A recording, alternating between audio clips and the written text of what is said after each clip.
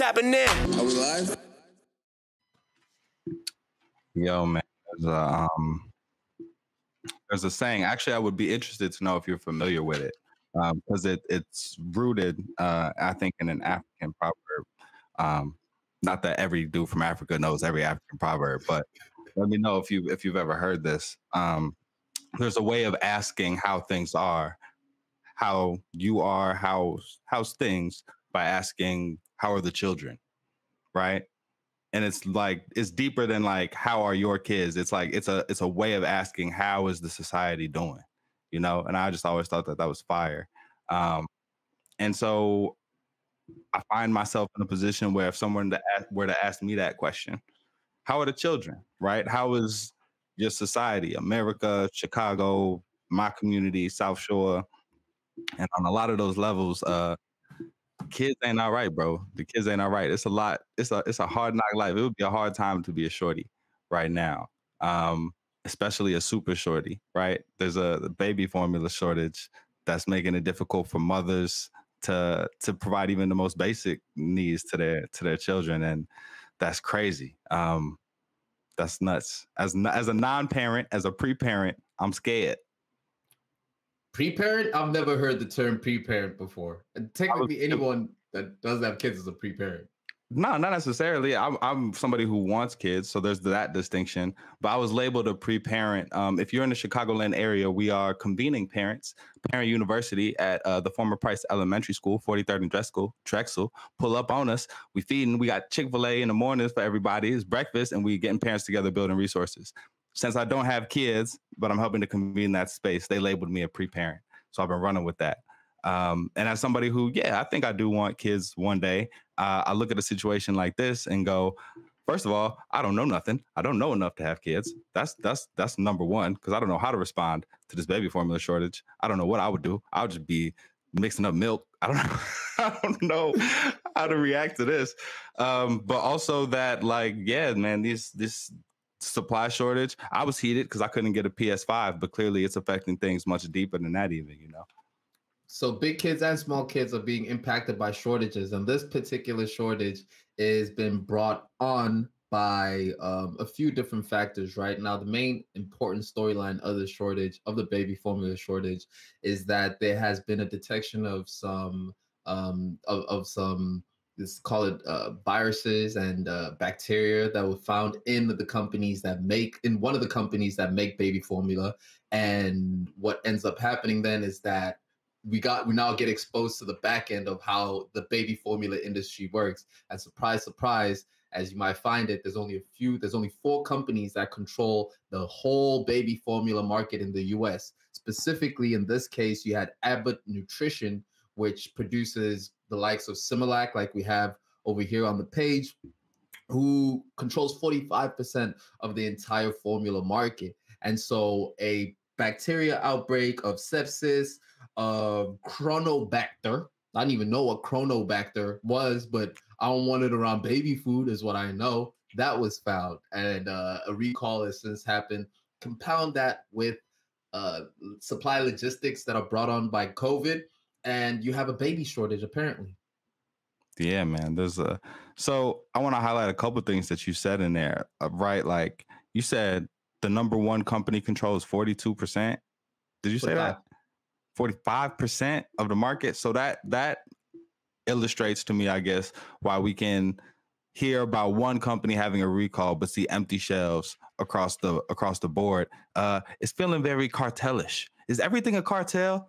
Like behind everything, oil, gas, cartel. Baby formula, it's looking real cartelish. Are we going to uncover a cartel at the root of everything? We just did, and this is another one. This is indeed another cartel, right? They control 45% of the total market. So this there's actually a history of when it was alerted that there was some quality control issues within specifically their Michigan plant, right? So this is where the Chronobacter broke out from, is their Michigan plant. And so the recalls have been for foods that are coming out of that plant. But clearly this plant is working like Jimmy Buckets in Game 6, 45, putting up 45%, you know? And so the recall that has since happened for products such as Similac, Alimentum, and Elcor, which all powdered formula are getting recalled because of some of the reports on babies getting sick. Dang. So what that tells me is that nothing is safe, because you said the factories in Michigan. Yep. We making this. If we can't even put stuff we making here on our shelves, we are in deep trouble, right? Because I know that there's supply shortages across a whole bunch of other industries. I found out what a semiconductor was. Did not know what that was pre-pandemic. Found out real quick that it's in everything, pretty much. And we're really struggling to feel the need for those in the automotive industry and the tech industry, even air conditioners. So it's crazy to see this, these supply chain issues kind of, we're getting bodied on both sides, right? We getting hit on trying to import and export stuff, and we getting hit even on issues on stuff we make here in the country. What is the solution? How do we feed these babies? So part of the issue is the fact that too much of it is being made over here. So 98% of all the formula that is made or consumed in the US is made in the US. And more concerningly, when you think about the lack of being able to get things to get imported in, what the scariest thing for me out of all of this is that Abbott has the contract exclusive contract to feed low-income households with their baby formula. So if we're seeing the reports now of what has been happening, to some of these kids, you can only assume that there's been so many more that have been impacted, but because of their income, because they're from low-income households, they probably haven't been reported. So this whole story even starts with a whistleblower in September of 2020 coming out and saying, "Ayo, the way that the conditions in these houses make no sense. The conditions in these plants are nasty, and there's bacteria around, and it's going into baby food." And they said this in September of 2020, and an official review was only done 6 months later. So the question then becomes, how efficient do we expect organizations like the FDA to be in being able to make sure that this doesn't happen?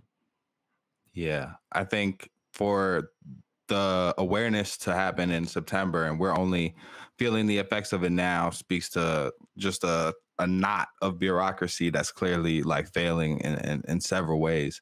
But on the other hand, it is deep, right? If we want the institutions that are supposed to scrutinize and make sure things are safe to look at anything closely, is what we feeding babies, right? So we want that system to be on point. Clearly it's not. Dang, man, you said we make what, 98% of the baby formula we consume? We got to diversify that portfolio now. I'm all with, creating jobs domestically and all that, but you got to diversify a little bit. And that seems to be kind of what we're in the position that we've been forced. That's what we've been forced to do in this position. The response at this point has been to import baby formula from Germany. So they got the U.S. Air Force loading up with bricks of baby formula, and they coming. They're over there at the border cutting them open. This is some like, get it in here. Get it in here. Hey man, that's the time. With knives. Hey bro, it's getting crazy out there. It's lots of dudes, I'm sure, in Hawaiian t-shirts that's caking off of that bootleg formula. I got that for you. It's uncut, not stepped on. If you see, and that poses a big issue. And shout out to our producer for pulling up some alternatives over here. One of the things that the FDA says is, "Ayo, we know that there's a shortage, but please be careful in your homemade remedies on what you're feeding your kids." Now, as my brother Miles said, we're pre-parents, meaning we don't have kids at all that he knows of. That I know for a fact that I don't have any kids, right? But I remember recently Summer Walker came under scrutiny because she was saying, just feed your kids veggies and that should be okay. And people were like, yo, don't do that. Do not just feed your kids veggies, right? So one of the things that the FDA has said is be careful in the alternatives that you seek to feed your kids. But one thing is a fact, is that this controlled market right now was allowed to operate for months on months on months on months, with a long list of complaints happening that these kids are getting seriously, seriously ill. The FDA was unable to step in was unable to step in efficiently enough, and now we're at a place where, like you said, Germany is sending it through, Australia is sending it through. If I was in my position now, bro, I don't even know what I'd feed my kid. Word. And again, shout out to Hassan for pulling this up, because this right here, this is for me. This is a PSA for people's brains who work like my brain that would go, we were once cavemen. And at that point, we ain't had no Similac. And all we had was raw veggies, and our kids made it, right? So in my brain, I'm going, we got the tools, we can figure this out. But nothing is more important. Nothing do you want to be more sure what you're doing than with the health of a child that's in your care. So I'm glad there is something for people who's got a simple brain like mine that would go straight to milk is milk. And if you crush it up, it's baby food. No, that is not how that works. Incorrect. Please, by all means, out of all the things that we say on this show, specifically disregard that one that Miles just said. Do not just feed your kids dry milk. No, that's what I was saying. I wasn't advising people to do that. I was saying that this list is specifically for people that think like me. Don't do that. I was just being vulnerable, man. I heard that they were powerful. You're not wrong. But one thing for a fact is that baby food is super expensive. Baby food is outrageously expensive, man. If you ever wanna find a cheap contraceptive, is just walk through the baby aisle.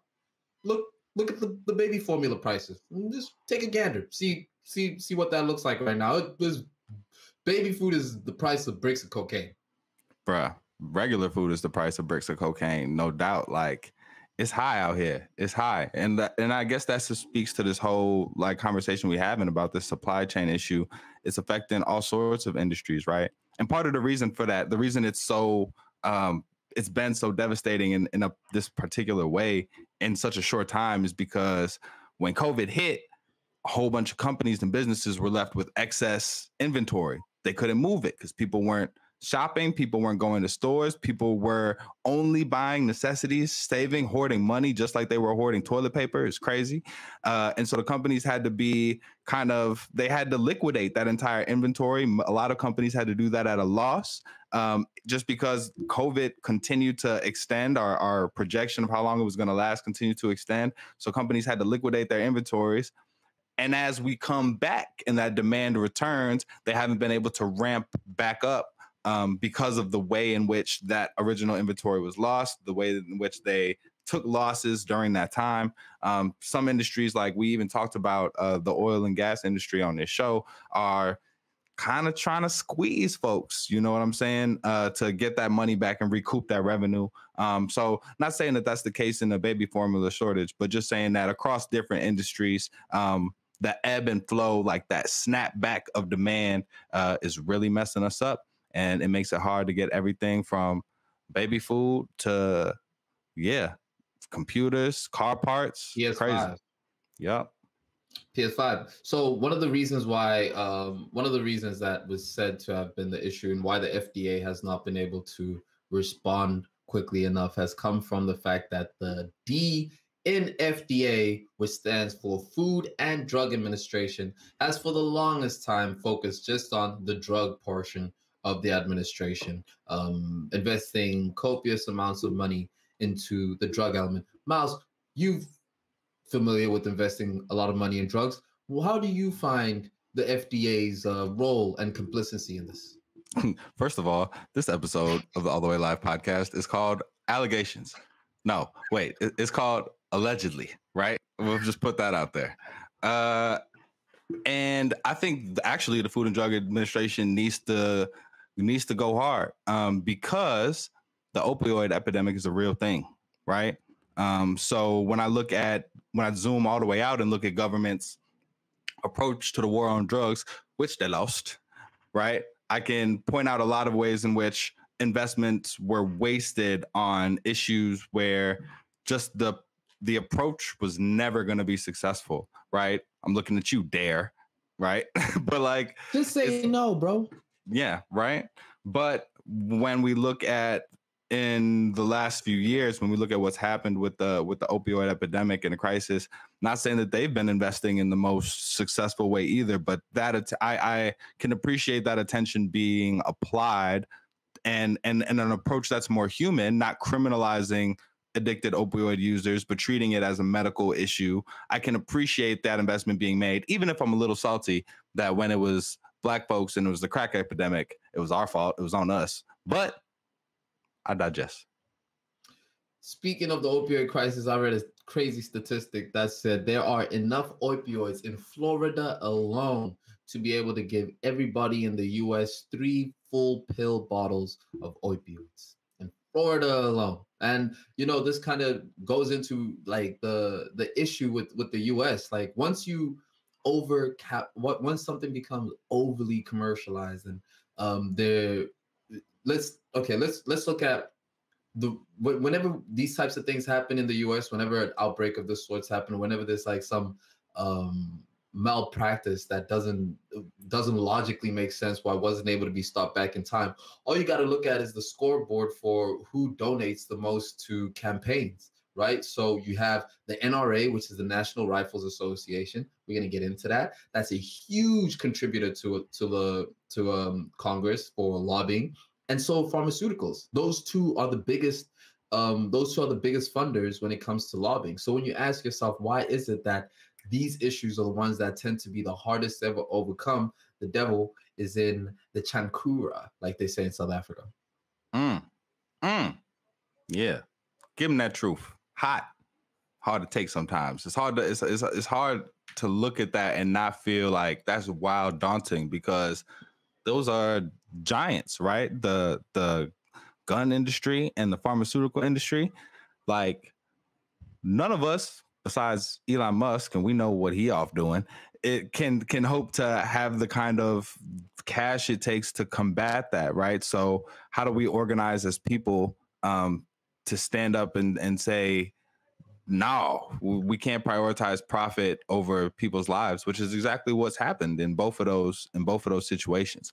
Yo, if you want to learn more about the opioid epidemic in a kind of laid back way, there's a dope show on Hulu. I think if you got Hulu, find your friend that has Hulu, give them your Netflix or your Spotify, and make sure that you exchange so that you can watch on Hulu the show called Dope Sick. It kind of chronicles the decisions made by pharmaceutical companies to obscure the addictiveness of opioids that were being prescribed on a mass scale, and how we got to where we at. Again, the prioritization of profit over people.